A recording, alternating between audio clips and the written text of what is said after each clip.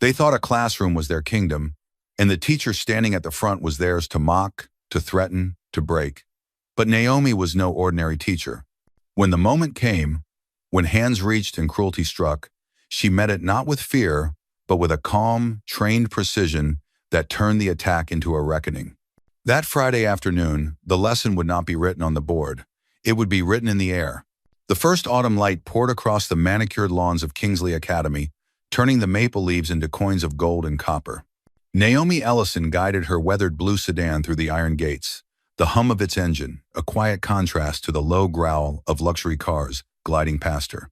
A silver convertible cut in front of her, its driver tossing a glance into her windshield, a brief flicker of curiosity that hardened into indifference the moment their eyes met.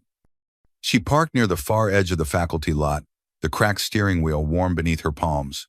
From this distance, the grand facade of Kingsley looked almost like a palace, columns in white stone, banners fluttering with the crest of the school, a building steeped in the promise of excellence. Yet the first thing she noticed was not the architecture, but the stairs. A cluster of students in bright jackets and perfectly pressed uniforms paused mid-conversation to look her over. Their eyes traced her tailored skirt and deep neckline blouse, lingering not in admiration, but in quiet judgment. She recognized it instantly, the silent calculus of who belongs and who does not. Naomi stepped out, the cool air catching at her hair. Her heels clicked against the pavement as she walked toward the entrance. The sounds of the morning surrounded her, doors closing, laughter spiking in sudden bursts, the faint call of a teacher corralling latecomers. She met each gaze with a composed nod, her expression unreadable, though inside she felt the weight of their appraisal pressing in from all sides. By the time she reached her classroom, the last bell had long since rung. She drew in the scent of chalk and paper, setting her leather satchel on the desk. The room was a blend of polished wood and sunlight streaming through high windows. Students sat in pairs, their attention not on the literature displayed on the board, but on the woman standing at the front, measuring her, testing her presence without a word. The hour passed in steady rhythm until, 20 minutes into the lesson, the door opened without a knock. Chase Donovan entered as if the class belonged to him.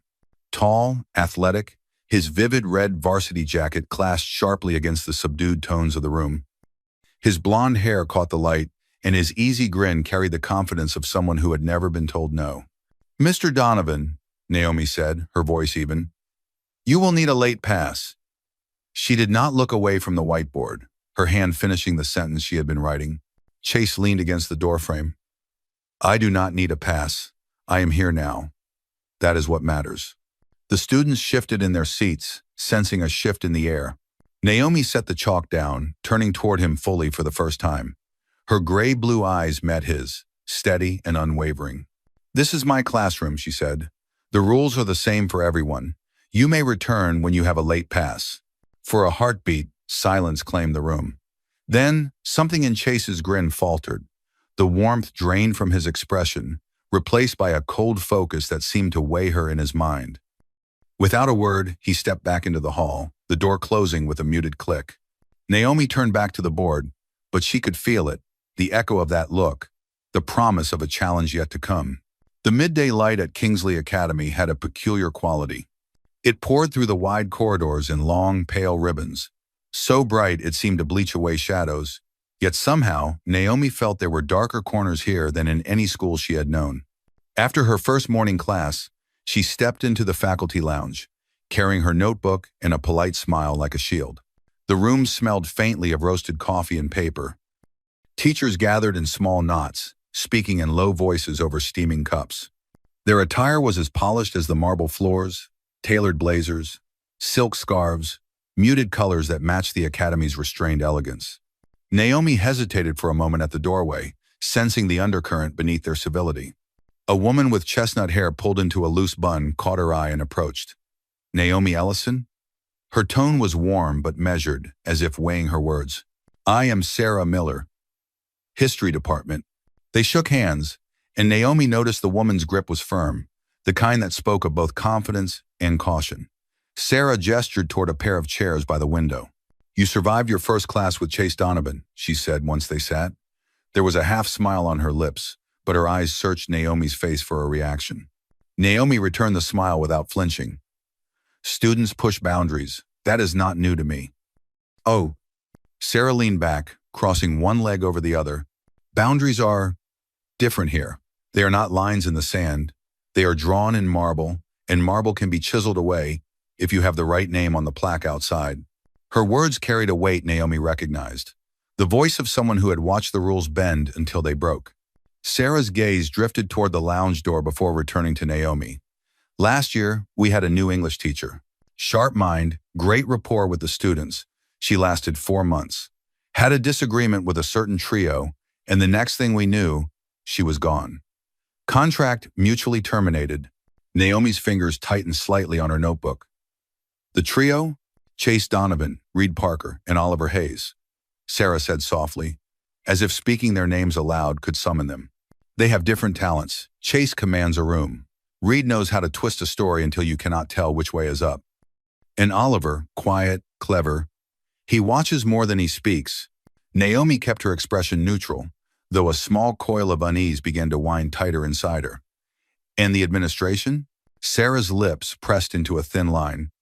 Let us say the laws here are not the ones in your handbook. The academy thrives on donations, and those boys' families are part of its bloodstream. If there is ever a question of right versus reputation, reputation wins. Every time. 1. Silence settled between them for a moment. Beyond the window, the playing field stretched in perfect green, dotted with students in the academy's signature uniforms, navy blazers, gold crests, the same precise cut on every jacket. A uniform, Naomi thought, not just of fabric, but of power. Sarah leaned forward slightly. I do not want to discourage you, Naomi. I am telling you this so you are not blindsided. Watch them. Keep your guard up. And remember, what works in other schools may not work here. Naomi met her eyes. The rules may be different, she said quietly, but they are not unbreakable. Sarah studied her for a heartbeat longer, then nodded, as if filing that sentence away. When Naomi left the lounge, the hallway beyond was quieter than before. She walked past rows of gleaming lockers, the echo of her footsteps mingling with the faint murmur of distant voices. It was then she saw them. At the far end of the corridor, Chase Donovan leaned against a locker, his red varsity jacket vivid against the pale stone. Reed Parker stood beside him, taller, his dark hair falling over a calculating gaze. Oliver Hayes was on Chase's other side, one hand in the pocket of his emerald green sweater, the other holding a phone whose screen glowed faintly. They were not speaking. They did not need to. Their attention was fixed on her, and when Naomi's eyes met theirs, Chase's mouth curved into a slow, deliberate smile. Reed's followed, sharper at the edges. Oliver's was faint, almost reluctant, but it was there. The air between them was not loud with words, but heavy with something else. An unspoken appraisal, a silent claim of territory. Naomi did not break stride. She walked past, her heels striking an even rhythm, her gaze forward. But as she passed within a few feet of them, she felt the weight of their eyes linger, pressing into her back like a shadow she could not shake. Only when she turned the corner did she allow herself a slow breath. She told herself it was only a look. Yet in the quiet of that moment, she knew, at Kingsley Academy, a look could be the first move in a game whose rules she had yet to learn. And somewhere down the corridor, the players were already deciding how the next round would begin. The afternoon sun spilled across the classroom in uneven stripes, touching the edges of desks and warming the hardwood floor. Naomi stood at the front, her fingers resting lightly on an open copy of the Scarlet Letter. The scent of paper and chalk mingled in the air, the quiet hum of the overhead fan blending with the scratch of pens. She began reading aloud, her voice steady and rich, filling the room with Hawthorne's words. In the very darkest hour of her tribulation, she recited, Hester Prynne had been sustained by an unflinching pride. Her eyes swept the rows of faces, gauging attentiveness, seeking the subtle flickers that told her someone had connected with the text. 2 rows from the back, Reed Parker slouched in his seat, one arm draped over the backrest as if the chair were his throne.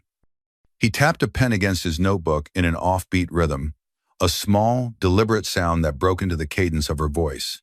Oliver Hayes sat beside him, head tilted, his phone resting face down on his desk but close enough for his fingertips to graze. Naomi continued, undeterred. Hester's shame was visible for all to see, yet she carried it with dignity. A low voice drifted from Reed's corner. I wonder if dignity is easier when you are wearing the right letter on your chest. The words were pitched just above a whisper, but in the attentive stillness of the room, they traveled. A few students glanced up sharply, their eyes darting between Naomi and Reed.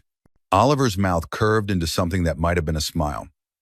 Some letters, he murmured, mean you belong here. Others, not so much. The meaning threaded through those words was as clear as the sunlight on her desk. Naomi felt the sting beneath the surface, the pointed reminder of her difference. Yet her face betrayed nothing. She closed the book gently, marking the page with one finger. "Read, Oliver," she said, her tone calm but edged with precision.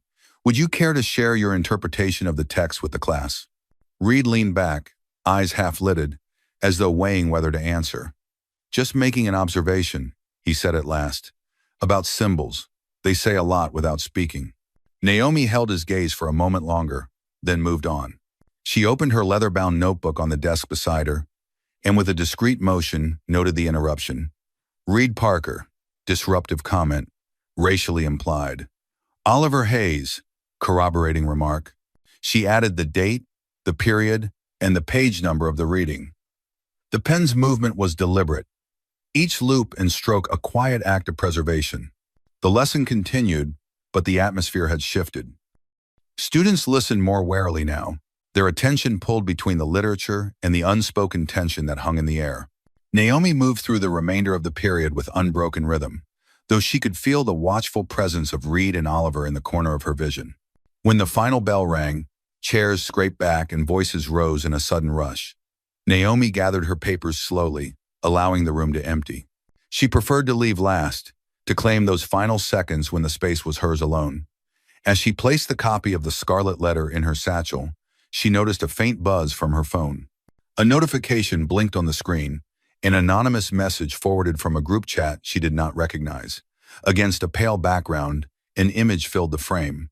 It was her, captured mid-gesture at the front of the classroom, mouth open as if in mid-sentence. Across the image, bold letters had been overlaid. "The Scarlet Teacher." The font was stylized to mimic dripping paint, the scarlet color vivid against her blouse. Beneath it, smaller text read, "Knows all about shame." Naomi's chest tightened, but she kept her breath measured. She studied the image, noting the angle of the shot. It had been taken from the back row, right of center. She thought of the glint of Oliver's phone on his desk, the faint tilt of his head as she had spoken. She saved the image to a secured folder on her device, then forwarded it to her personal email. With another measured movement, she opened her notebook again and documented the incident. Anonymous group chat, edited photo, derogatory implication. Possible source, back row right side. Outside the door, footsteps slowed. Through the glass pane, she saw Reed and Oliver pass by together. Reed glanced in, his expression unreadable, while Oliver's eyes flickered briefly toward her before sliding away. Naomi closed the notebook and slipped it into her satchel. Her pulse was steady, but beneath that controlled rhythm was something deeper, a gathering current, slow and deliberate. She had been in enough classrooms to know that provocations were rarely isolated. They were markers, the first stones in a path that could lead to places far darker if left unchecked. She reached for the lights, leaving the room in shadow. As she stepped into the corridor, the distant hum of voices carried with it the faintest trace of laughter. It followed her all the way to the stairwell, like the echo of a game she had not agreed to play, yet one she knew she could not ignore. The morning was sharp, with a scent of rain-soaked pavement. Naomi walked briskly across the faculty lot, her satchel hanging at her side, the muted hum of distant traffic reaching over the school's iron gates. She had stayed later than usual the previous evening, reviewing essays in her classroom until the sky outside had dissolved into a deep navy.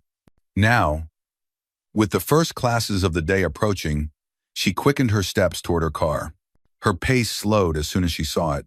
The blue sedan sagged visibly on one side, the front tire flattened against the asphalt like a punctured lung.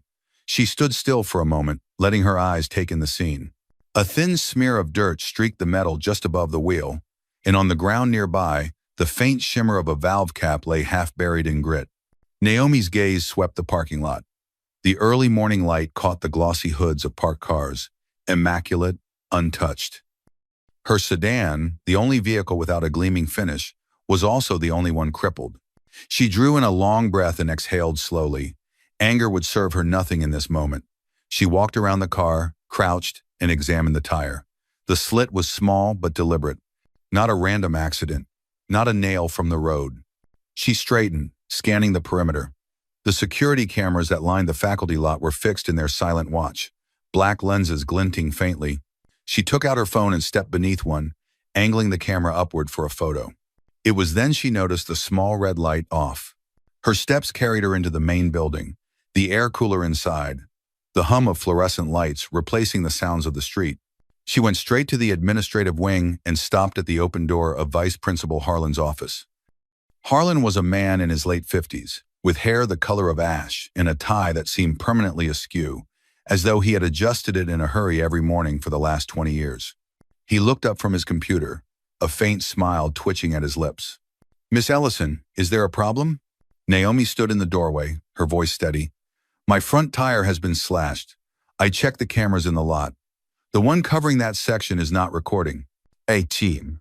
Harlan leaned back in his chair, steepling his fingers. "That is unfortunate. Likely just a prank.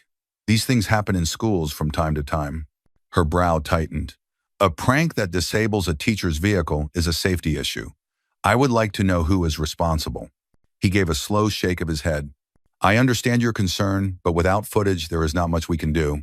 I can have maintenance check the cameras, but, well, the system is old, fails occasionally." End of quote. Naomi watched him carefully, noting the absence of surprise in his tone, the easy dismissal woven into every syllable. "So you are saying this will not be investigated?"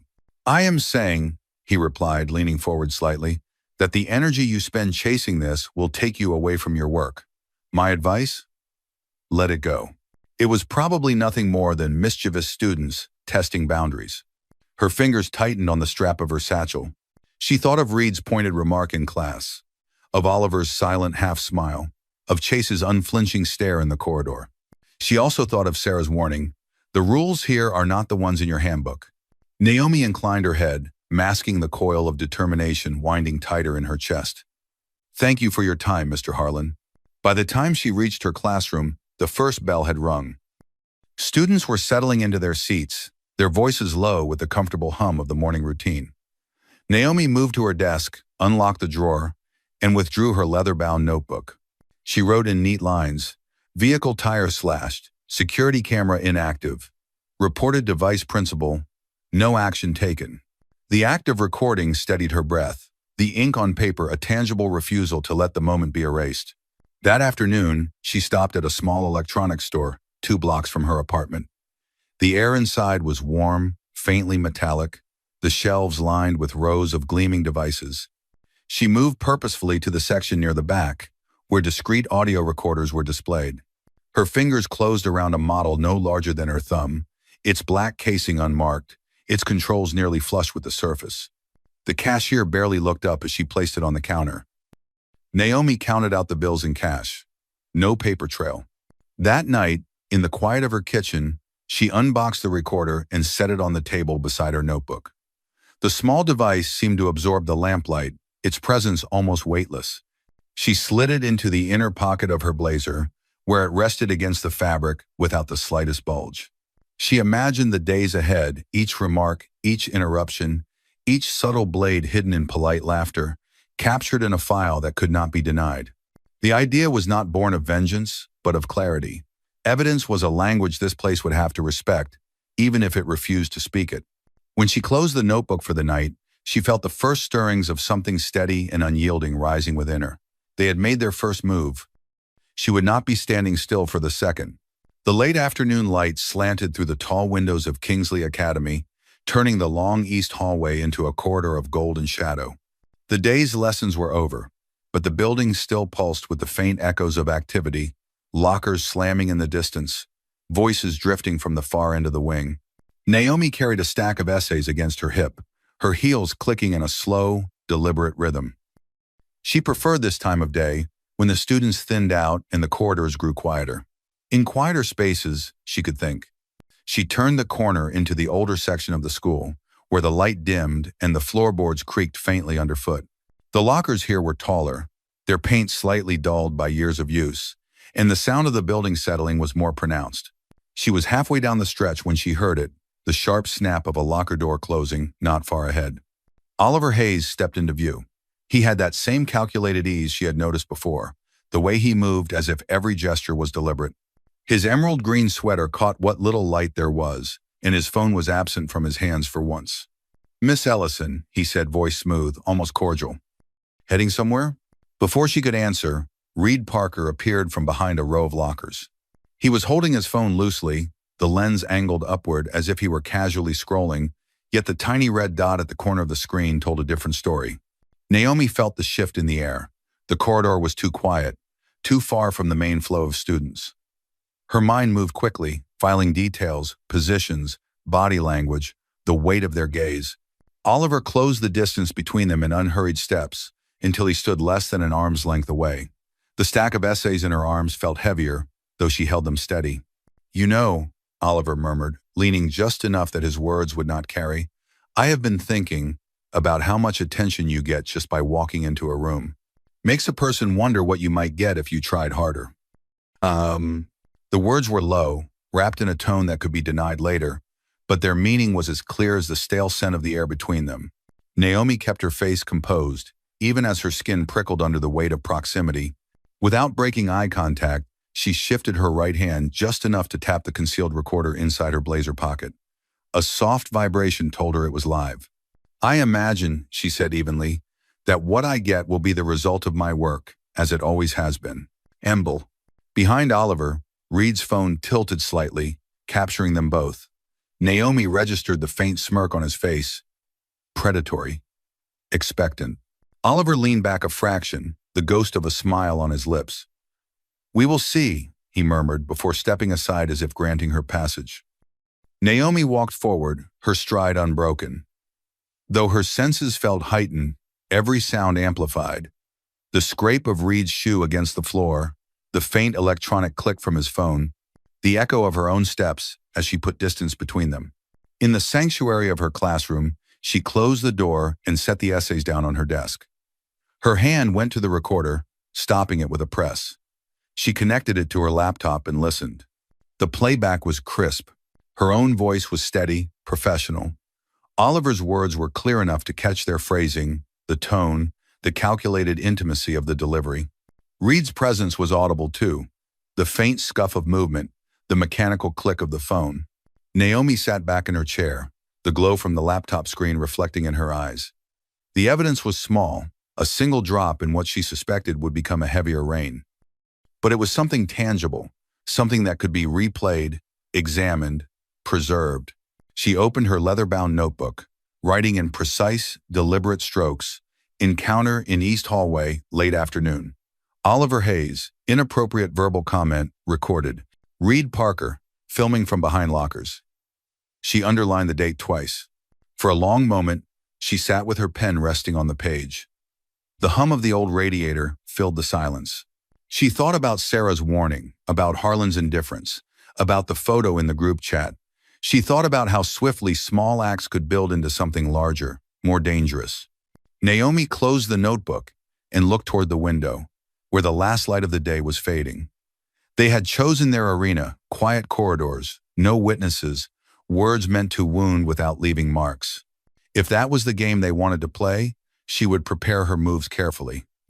From this moment forward, no step she took in this building would be unguarded, and the next time they came close, the evidence would speak for itself.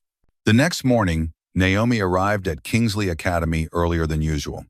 The air still carried the chill of night, the pale dawn light sliding over the school's marble facade.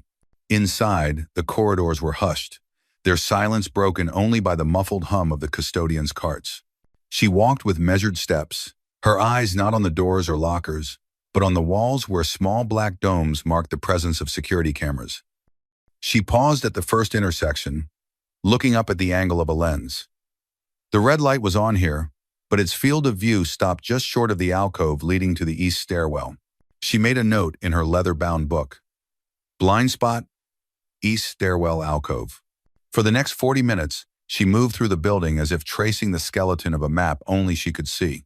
She slowed at each junction, letting her gaze travel from ceiling to corner, from corridor to doorway. She noted the gaps where camera coverage ended, the narrow sections of hallway where a person could step aside and be unseen. Every detail went onto the page: location, time, lighting, even the sound in that space. By the time the first students began to arrive, she had charted a network of invisibility within the school, a pattern of spaces where shadows could stretch without witness. The first encounter came before second period. She was crossing the rear atrium, her satchel tucked under her arm, when Chase Donovan appeared at the top of the short staircase. The red varsity jacket caught the sunlight streaming through the high windows. "Well, if it is not my favorite teacher," he called, his voice warm enough to be mistaken for charm. Reed and Oliver flanked him. Reed's hands were in his pockets, his posture loose, but his eyes held that same calculating glint Naomi had seen before. Oliver's expression was unreadable, his gaze flicking from her to the empty atrium around them. Naomi kept walking, her pace neither hurried nor slow. As she passed the foot of the stairs, Chase stepped down to meet her halfway, closing the space between them just enough to suggest control. "You know," he said, his voice low now, "it is not polite to ignore people who are trying to be friendly." Naomi's eyes held his for a heartbeat, then moved past him. "I acknowledge you, Mr. Donovan. I do not owe you my time." A faint smirk tugged at his mouth, but there was steel behind it. "We will see about that." She walked on, conscious of the way their footsteps echoed behind her for several beats before fading. Later that day, in the corridor outside the faculty lounge, the pattern repeated: different place, same choreography. Reed leaned casually against a locker while Oliver stood a few feet away, flipping a pen between his fingers. Naomi passed between them, her hand brushing the inner pocket of her blazer where the recorder rested. But this time, their comments were nothing more than a vague exchange about ambition and knowing one's place, phrases that would sound harmless in isolation, stripped of tone. Without clear malice in the words themselves, the recorder could capture nothing solid enough to stand alone. It was the same every time. A glance that lingered too long. A remark that bent just enough to carry weight but not enough to incriminate. Naomi's frustration grew with each entry in her notebook that ended with the same two words: insufficient evidence. That afternoon, Sarah Miller caught up to her outside the library. She was holding a stack of history textbooks, but her focus was fixed entirely on Naomi. "I saw what happened in the atrium this morning," Sarah said, keeping her voice low. Naomi glanced around. "Which part?" "The way Chase stepped in front of you. It was intentional." Sarah shifted the books in her arms. "They have been doing this sort of thing for years. They know how to skirt the line. Stay just inside the limits of deniability." Naomi opened her notebook, showing her the page marked atrium. Second period, 9:45 the morning. "I am documenting every incident. Location, words, who was present. End of." Sarah looked at the neat columns of handwriting, the care with which each entry was laid down. "It is good you are keeping records. Just be careful." "Careful?" Naomi asked. Sarah's eyes darkened, and her voice dropped even further. "You are poking at a wasp's nest, Naomi. And the bigger the nest, the more dangerous the swarm." Naomi closed the notebook slowly, and if no one pokes it, the swarm keeps growing. Sarah hesitated, then nodded once. "Just know what you are walking into." Ugh. When Naomi left the library, she found herself pausing at the end of the corridor. The light from the high windows spilled across the floor, bright and clean, but she could feel the invisible boundaries inside this building, the safe zones and the traps, the open spaces and the blind corners. In her mind, the map she had started that morning began to fill with more than lines and locations. It held faces now, and the routes they favored. It showed where the cameras would fail her, and where witnesses might stand. She understood, with an ache that settled deep in her chest, that this was not just about anticipating their moves. It was about preparing for the moment when they decided to stop playing around the edges. The day would come when they would step fully into the shadows they had been circling. And when that happened, Naomi intended to be ready, recorder live, eyes open, and the truth waiting like a blade beneath the surface. It happened on a Thursday afternoon, when the shadows in the west corridor stretched long and the light through the stained glass windows painted the walls in fractured colors. Naomi had just left the faculty meeting, her recorder tucked inside the lining of her blazer, when she heard the sound, footsteps quickening behind her, voices pitched low, sharp with intent. She did not turn immediately. Her own steps remained even, her hands slipping into her bag, closing over the small camera she had begun to carry after mapping the blind spots. When she turned the corner into the narrow passage that led toward the older science wing, she slowed her pace deliberately. The lens faced outward from the unzipped bag, capturing the angle behind her. Chase Donovan's voice broke the corridor's quiet. "You are making this harder than it needs to be, Miss Ellison." Naomi stopped. She let the words hang in the air for a moment before turning to face him. Chase stood less than 10 feet away, Reed just behind him, filming openly with his phone. Oliver lingered in the periphery, leaning against a locker with his arms folded. "What do you mean by that?" Naomi asked. Chase took a step closer, the light catching the metallic thread in the crest on his jacket. "You could make your life here easier. All it takes is knowing which battles not to fight." Reed's phone tilted slightly, catching her expression.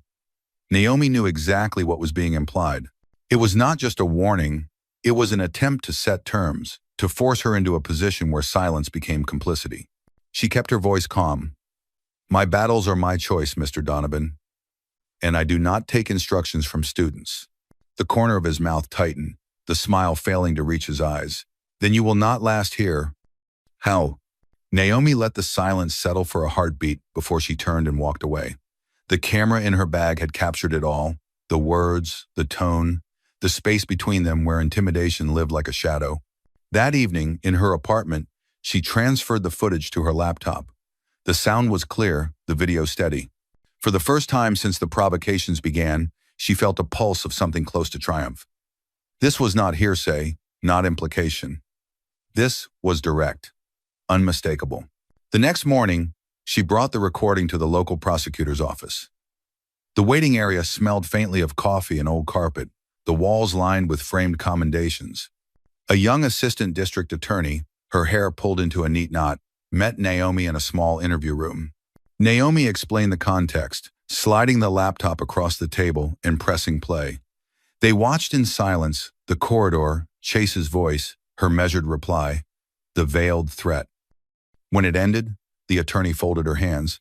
"This is troubling, Miss Ellison, but I cannot move forward with it."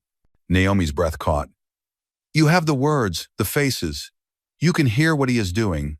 The attorney's expression held regret, but not surprise. "We have no confirmed chain of custody. For evidence to hold in court, we need to prove beyond doubt that it was obtained without tampering and that it was recorded by authorized equipment. This does not meet that standard."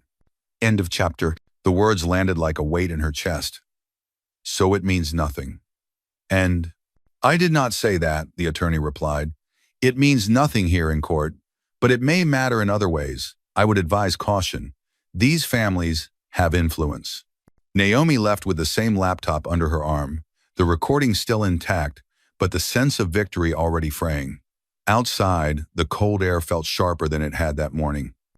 She returned to the academy to find an email from the head administrator waiting in her inbox. The subject line was clinical: administrative leave. The message was brief.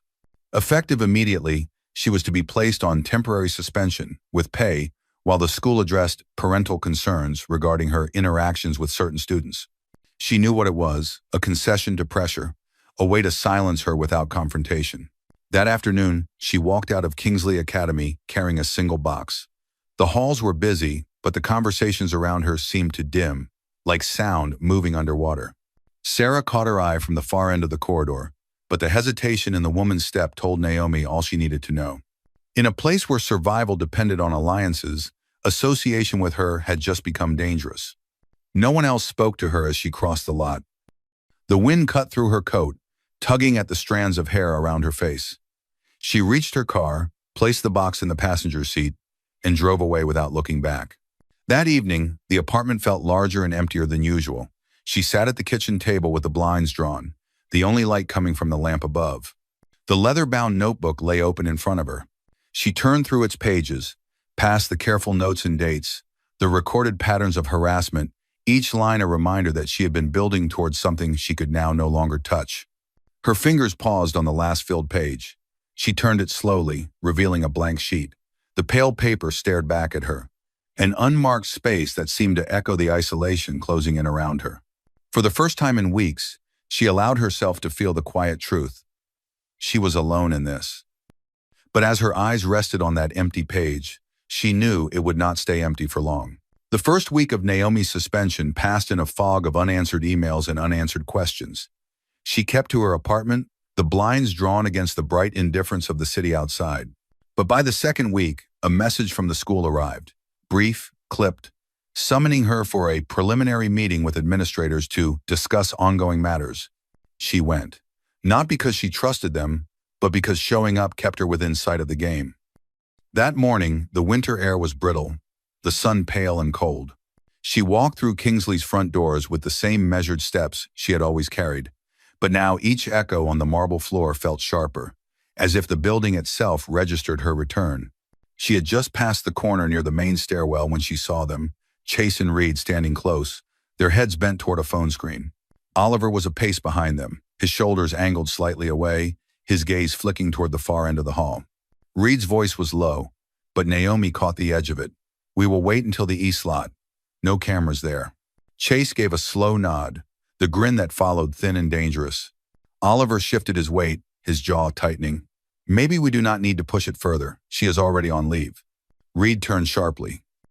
"What is that supposed to mean?" "It means," Oliver said, his voice quieter now, "that there is a difference between winning and going too far." The silence that followed was taut. Naomi, half hidden behind the corner, held her breath. Reed's eyes narrowed. "Delete nothing, Oliver. We may need it." Oliver met his stare but said nothing. Then Chase clapped Reed on the shoulder, and the two of them walked on, their laughter scraping against the stone walls. Oliver lingered for a moment longer. When he finally moved, it was toward the exit, not with the stride of someone victorious, but of someone carrying weight. That afternoon, in the quiet of the faculty lounge where Naomi waited for her meeting, she heard another voice, the faint, staccato rhythm of Reed's frustration. He was seated at the far end, phone in hand, muttering under his breath. "I saw the logs," he hissed to someone on the other end of the line. He deleted half of last month's messages. "Do you know how bad that looks?" "No, I do not care why. If Oliver cannot keep it together, he is going to ruin everything." Naomi lowered her eyes to the folder in her lap, her heartbeat steady but faster now. Deleted messages meant there was something worth hiding. And if Reed was angry, it meant Oliver was not entirely aligned with the rest of them anymore. Later, on her way out of the building, Naomi's steps slowed near the north stairwell. Two students were talking just beyond the open door, their voices carrying into the empty hall. "Kingsley game is not supposed to be about teachers," one of them said. "It is for new students, easy targets." The other snorted. "Tell that to Chase. He wants her on the list." Naomi felt the cold press of the air against her skin. She knew that name, Kingsley game, though not its rules. But the way it was spoken told her enough. It was organized, practiced. A tradition built on humiliation. At home that night, she cleared the table and spread out her leather-bound notebook, a set of index cards, and a roll of masking tape. She began with what she knew: names, dates, incidents. One card for each person, one for each event. She wrote in her careful, steady hand, Reed, filming, intimidation. Oliver, verbal remark, possible dissent. Chase, direct threats. Then she added what she suspected. Other teachers Sarah had mentioned in passing, students whose sudden departures from Kingsley had been brushed off as personal choice. She taped the cards to the wall above her desk, drawing lines between them. Some were single, others crisscrossed, forming a web that reached from the locker-lined hallways into the administrative offices. The name Kingsley Game she wrote in bold letters at the center. Around it, she marked question marks, open circles waiting to be filled. When she stepped back, the pattern looked almost alive, threads converging, tangling, leading back to the same few hands pulling at them. Naomi felt a flicker of something she had not allowed herself in days. Focus, sharpened to a fine edge. Oliver's hesitation had created a hairline crack. And in her experience, cracks were where the light and the truth could enter. She stood before the wall for a long moment, memorizing its shape before picking up her pen again. There was more to find. There always was. By Thursday evening, the map on Naomi's wall had grown into something that resembled an evidence board from a detective's office, names connected by threads, events marked in small, precise handwriting. arrows pointing toward unanswered questions. The name, Kingsley Game, sat in the center like a spider in a web. Every line she traced led back to a small circle of people who had controlled the rules for far too long. She stood in the middle of her apartment, arms folded, eyes scanning for gaps. She knew the cracks in their armor existed. Oliver's hesitation the other day had been one. But hesitation was fleeting. It could harden into loyalty if she waited too long. She needed proof, undeniable, inescapable proof, before anyone could seal the opening. The plan had to look unplanned. Friday morning, the corridors of Kingsley Academy carried the muted hum of students counting the hours until the weekend. Naomi moved through them as if in passing, a satchel on her shoulder, a notebook in hand. She stopped at the open door of the faculty lounge, leaning against the frame with a measured casualness. "I will be in the old science lab this afternoon," she said to no one in particular, as if it were a mere afterthought. "Some of the old equipment might still be useful for next week's lesson." Her voice was calm, but she let the words linger in the air just long enough for them to land. Chase, seated at a table near the window, looked up. His eyes met hers for a fraction of a second before drifting away, but in that brief exchange she saw the flash of calculation. His pen tapped once against the desk, a rhythm of intent. Across the room, Oliver froze mid-step. Naomi caught the faint shift in his posture, an almost imperceptible lean forward, as if he might speak. But before the words could form, Reed appeared at his side. "Come on," Reed said, his voice low but urgent. His hand clamped on Oliver's arm with just enough pressure to steer him toward the door.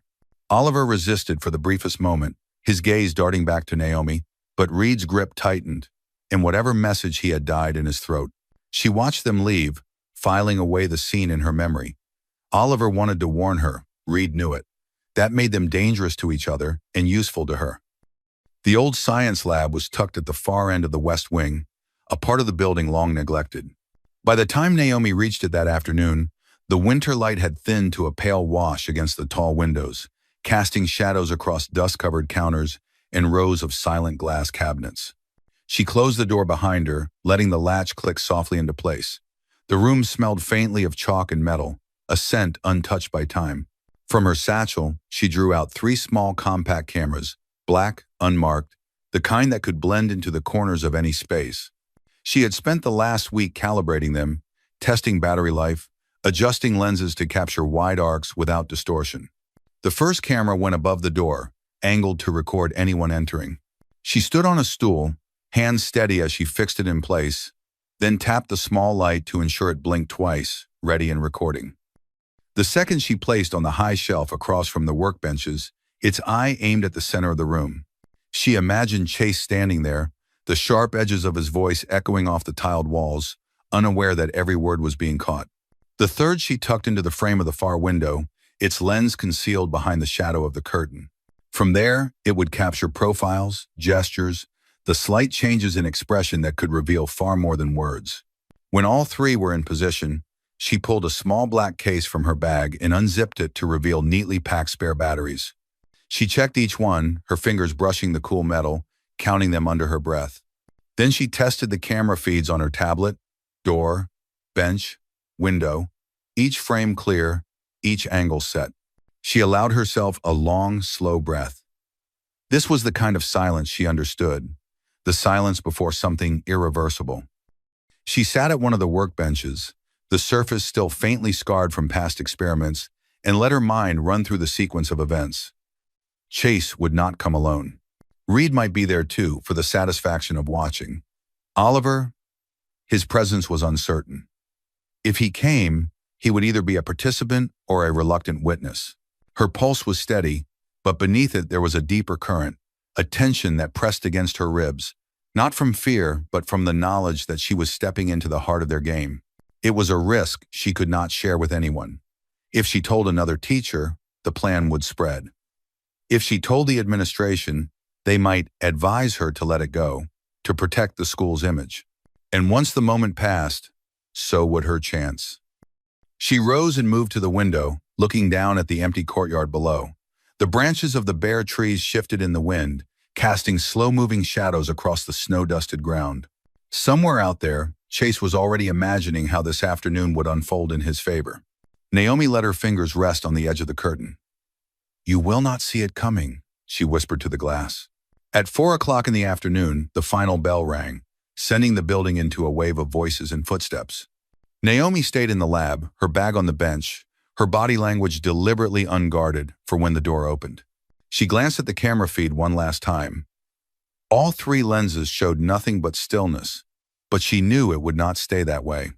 Somewhere between the fading light and the echo of those footsteps, the confrontation would come. And when it did, the truth would not be a rumor, or a suspicion, or a carefully worded accusation. It would be undeniable. She straightened, rolled her shoulders back, and waited.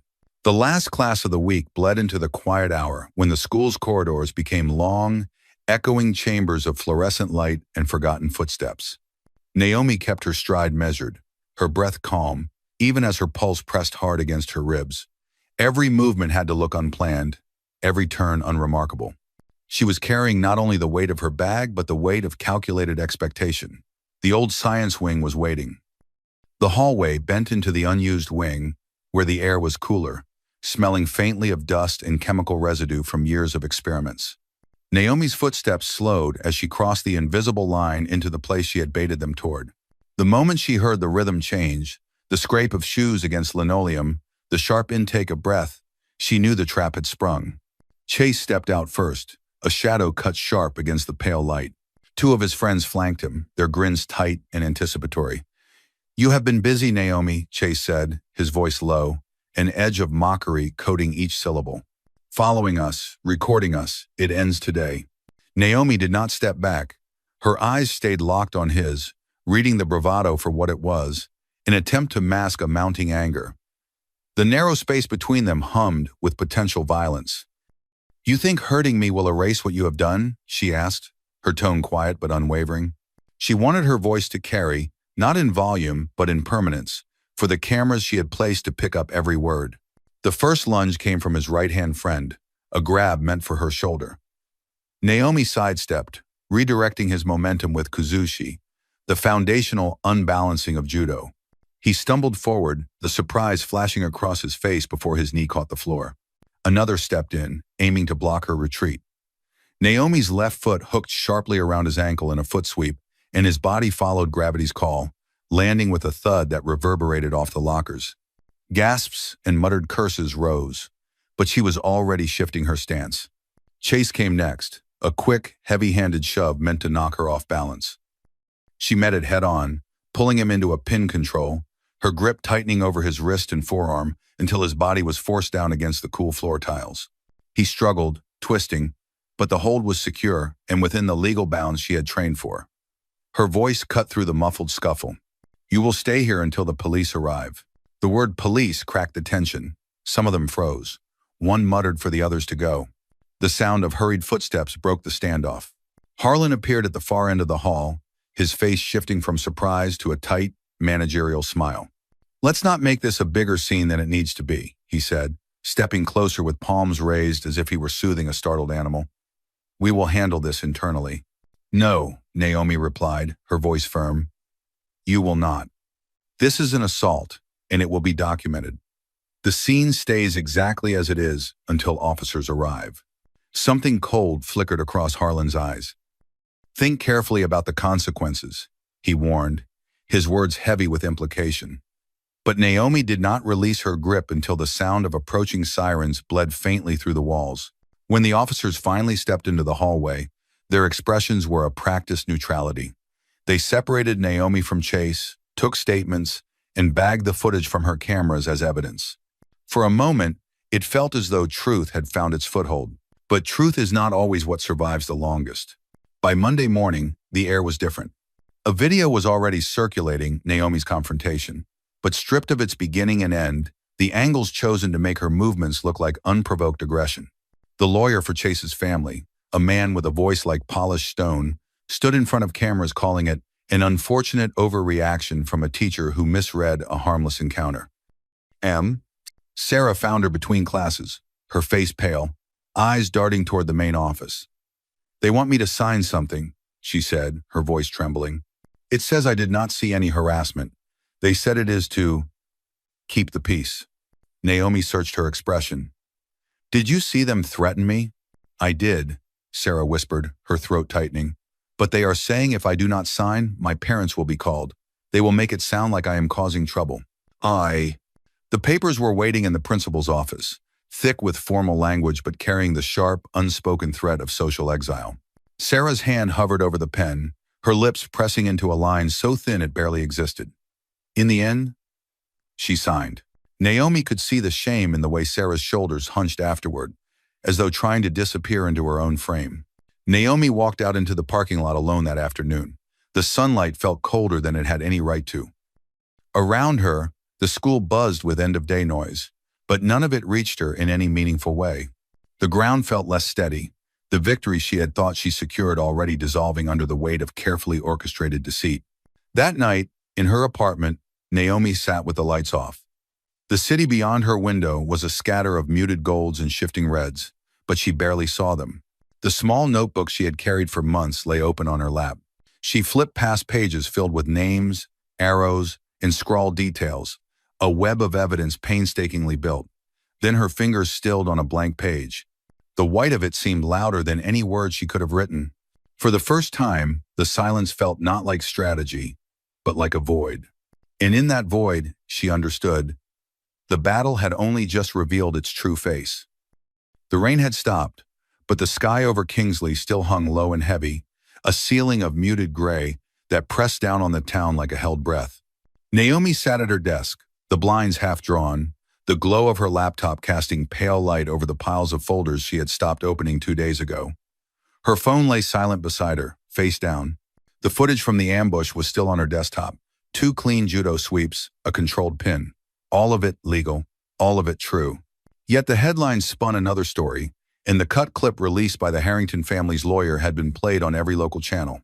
Aggressive overreaction. Disruptive influence. Escalation by an outsider.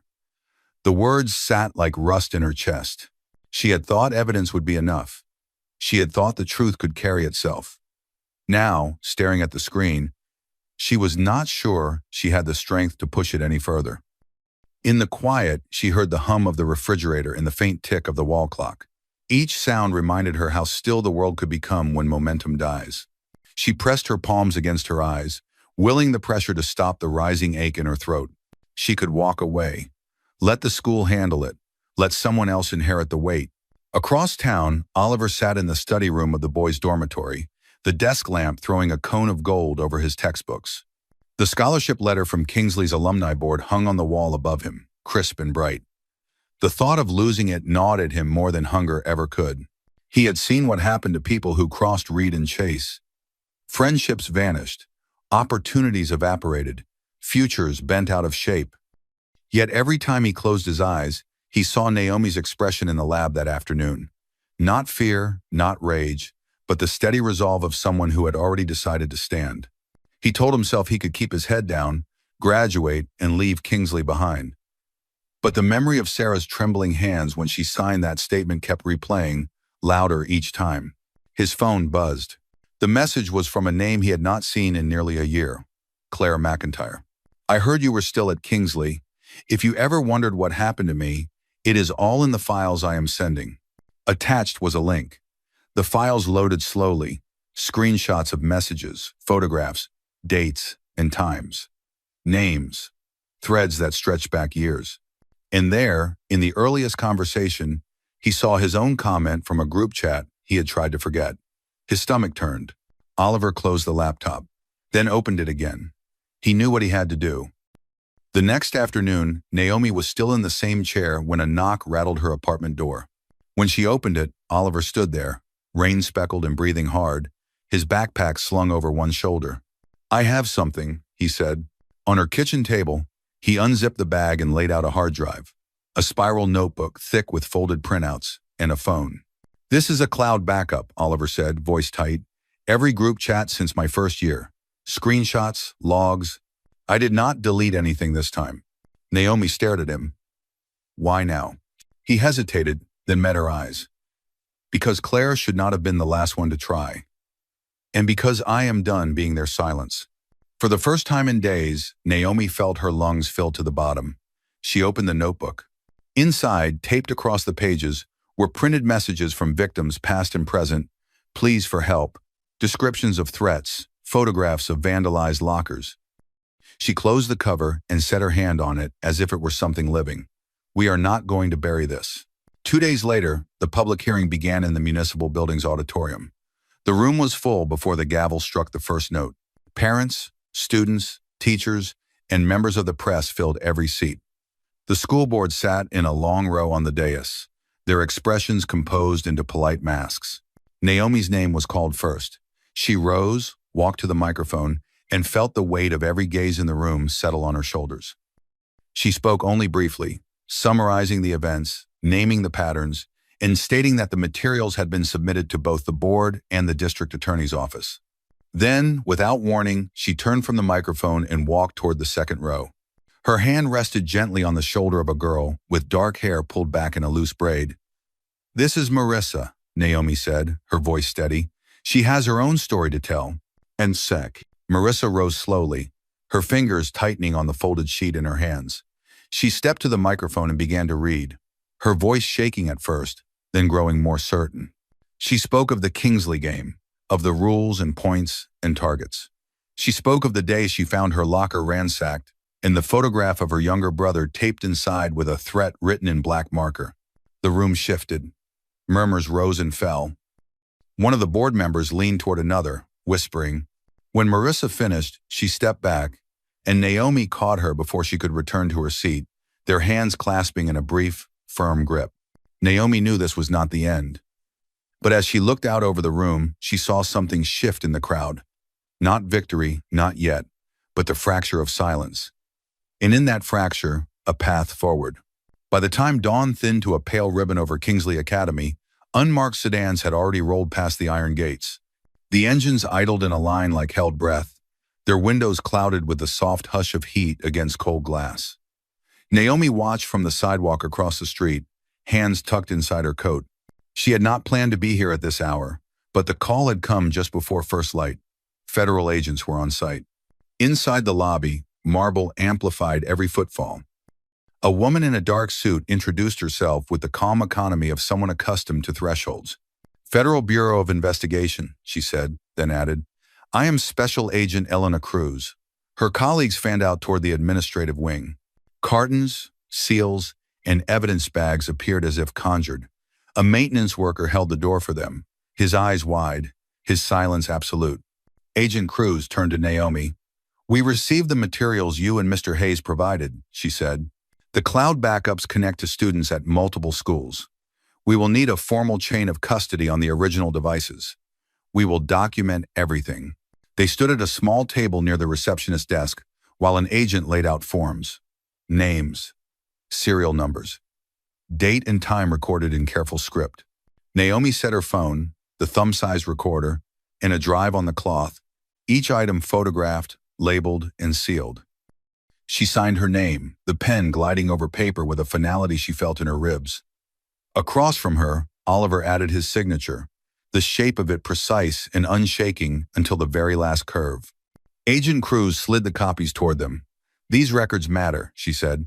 "Once we establish custody and obtain warrants, we can lawfully access linked accounts. This extends beyond Kingsley." "Beyond?" Oliver asked, the word catching. Agent Cruz nodded. "Group chats with identical rules. Lists. Point systems. It appears to be a ritual, not a rumor." Naomi thought of the map on her wall, of thread after thread leading outward like veins looking for a heart. She closed her coat against a sudden chill that had nothing to do with the weather. "How many schools?" "We will not name them until warrants are unsealed," Agent Cruz said, her voice level. "But it is not one or two." By mid-morning, the parking lot was a theater of divided convictions. Parents gathered in clusters, faces drawn tight against the cold and against one another. Some held signs that read, "Protect our children." Others held signs that read, "Protect all children." Between them ran a seam of air sharp enough to cut. A woman with a gold scarf and a voice made for boardrooms pointed across the lot. "This is a witch hunt. Boys tease, and suddenly it is a federal case?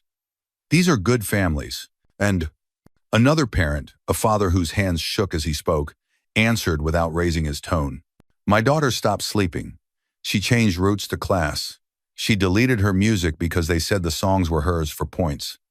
What do you call that if not a crime? A murmur rose, then subsided. Cameras blinked red lights like the tiniest of hearts beating.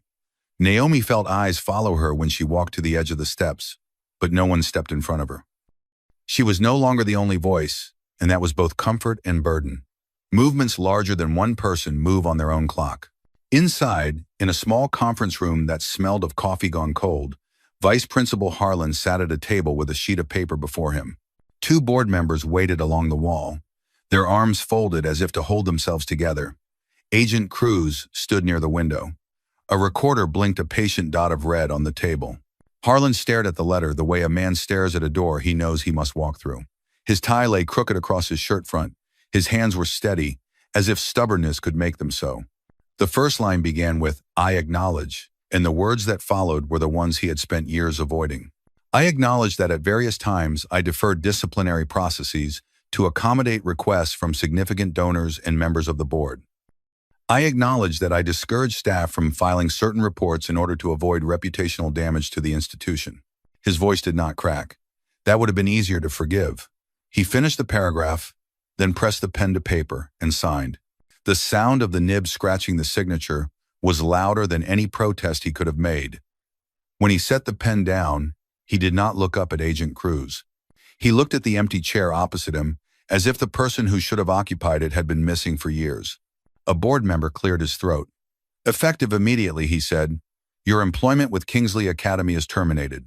Harlan's shoulders lowered, not in relief, but in the release of a weight he had asked to carry and then doubted he could put down. He slid the letter across the table. His key ring followed, two small brass ovals chiming once before coming to rest. Naomi passed him in the corridor a little later. For a heartbeat, his gaze met hers, and in it she saw both apology and the grief of a man who had mistaken preservation for protection. His nod was slight, almost private. She returned it with the same measure. The day unspooled into scenes that felt like echoes. A line of boxes between the registrar and the archive room. Slow, careful steps down to the basement where old files whispered their dust. Students standing far enough away to be safe and close enough to see. At noon, Sarah emerged from the library, caught sight of Naomi, and approached with the posture of someone asking for forgiveness she was not sure she deserved. "They said if I did not sign, they would make my life here very difficult," Sarah said quietly. "I signed anyway. I am ashamed of that." Naomi held her gaze. "You can add an addendum," she said. "You can state what you saw. It will not erase the first page, but it will argue with it." Sarah exhaled as if the possibility alone allowed her lungs to expand. "I will." Afternoon gathered into a somber light. Agent Cruz returned from the courthouse with the last of the documents inside a folder, grained like dark wood. She laid it on the table and opened to a page stamped with an embossed seal that caught and released the light in a single breath. "We have our warrants," she said. "The court found probable cause based on the materials and sworn statements. The scope is multi-state. Coordination is underway." "Do you have to go now?" Oliver asked. "We begin service at first light tomorrow," Agent Cruz said. "It will be simultaneous. Communications teams have been briefed. Once we move, others will move with us." Naomi felt the words settle into the quiet between them. First light. She pictured it falling across strange campuses with their own marbled lobbies and banners and rulebooks. She pictured the same green jackets and crested blazers in other colors, a spectrum of privilege arranged neatly in rows. She pictured office doors opening not to polite explanations but to documents that began with "pursuant to warrant." When she stepped outside again, the sky had opened into a deep, clean blue that felt almost at odds with the day. A group of students had gathered near the steps. Marissa stood among them, her braid caught by the wind. She lifted a hand in a gesture, not quite a wave, not quite a salute, and Naomi lifted her hand in return. The gesture felt like a bridge. Night fell as if someone had pulled a dark curtain across the town. Naomi returned to her apartment and stood in front of the wall where her notes hung. The lines had thickened with new connections. She added a small square beside the words "Kingsley Game" and wrote in slow, steady letters, "Warrants granted." She did not underline it. She did not need to. Her phone vibrated. Agent Cruz again. "I wanted you to hear it from me," the agent said. We have coordinated with offices in 3 states. 8 schools are named. The warrants are sealed until sunrise, then they will be executed. Additional arrest warrants have been approved based on charges of conspiracy, coercion, and obstruction. Naomi closed her eyes. The room seemed to shift, not spinning but settling, like a ship finding its keel after a long rough sea. "Thank you," she said. "Be ready for attention when this becomes public," Agent Cruz replied. "The story is larger than this town now. Keep your doors locked tonight, and sleep if you can." After the call, Naomi stood at the window and watched the street. A lone runner passed beneath a pool of orange light, breath blooming into the cold air. Somewhere beyond the hill, families sat at long tables deciding what they believed. And somewhere else, the printers in a courthouse clicked out copies of orders that would break the seal on more than paper. On the desk, the leather-bound notebook waited, open to a page half filled with names and dates and the small symbols she had invented to measure harm and courage. She picked up her pen and wrote a single line at the bottom. "At sunrise, the net goes wide." She capped the pen. The apartment fell very quiet. She imagined the first door opening miles away, the sound of knuckles on wood at an hour when houses are soft and unguarded, the long, slow shock that follows when a ritual meets the law. Morning would come. With it, sirens in far cities, gloves snapping on at evidence tables, printers spitting out intake forms, and a phone call to her from someone she did not yet know, confirming what she had believed in the dark. 8 schools, new warrants, and the beginning of something that might finally have the strength to hold. The courthouse smelled faintly of old wood and cold rain. Naomi sat near the front, her hands folded, her back straight, her eyes fixed on the rows of benches where reporters murmured behind their notepads. The trial had stretched for weeks, each witness carving new cracks into the wall of silence that had stood for years. When the judge entered, the room's murmur fell to nothing.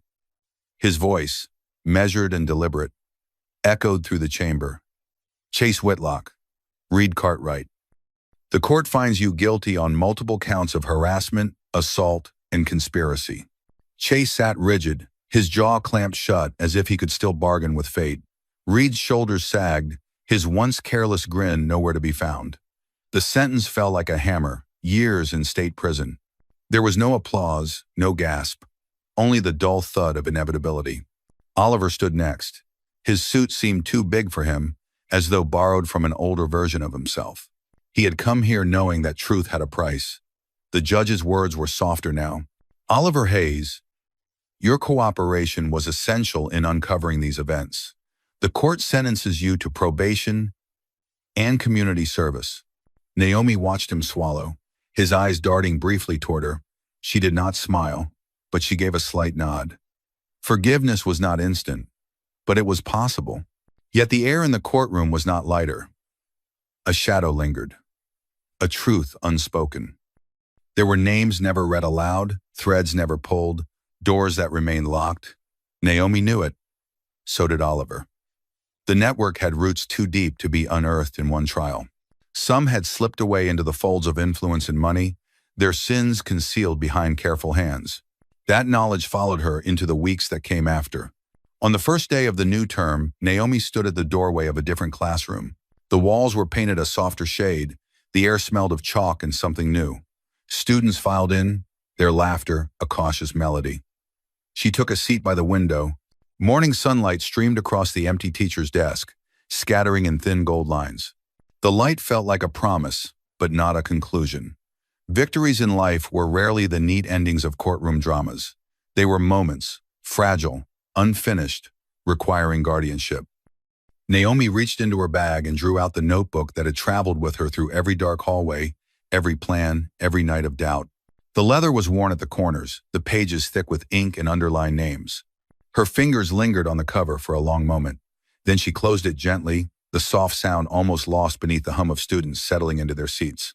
Across the front, written in deliberate, steady pen strokes, were the words, "We will not be quiet anymore." The bell rang. Naomi placed the notebook back into her bag. Outside, the sky was clearing, the rain finally breaking. The fight was far from over, but she would be ready, always. In the quiet after the storm, Naomi learned something no verdict could give her. Justice, as the world called it, was rarely clean. It was a living thing, messy, imperfect, and often incomplete. The guilty had been punished, yes, but the scars they left behind would not fade overnight. Some would never fade at all. Yet within that truth was another. Voices, once silent, had begun to rise. Girls who had walked with eyes lowered now met each other's gaze. Boys who had feared the weight of speaking out found themselves standing taller. And Naomi, who had once thought her story was only her own, saw how it had woven itself into the lives of strangers she might never meet. The fight had taught her that courage is not born in grand moments, but in the small decisions we make each day, to speak, to stand, to refuse to look away when someone else is cornered. Change does not arrive like a sunrise. It is built, piece by piece, by hands that refuse to stay idle. Maybe you have been Naomi. Maybe you have been Oliver, wrestling with the cost of truth. Or maybe you have been the quiet witness, watching harm unfold, wondering if your voice could matter. The truth is, it can. It always can. What happened in that town was not just a story of bullies and the bullied. It was a story of what happens when people stop waiting for permission to do what is right. And it is a reminder that the fight for dignity, for safety, for the right to walk without fear, will always belong to all of us. So, as the last pages close on Naomi's chapter, perhaps the question is not whether her story is finished, it is what you will do with it. Will you carry it forward? Will you speak when silence feels safer? If this journey stirred something in you, share your thoughts below. Tell the world what courage looks like to you, what justice means in your eyes.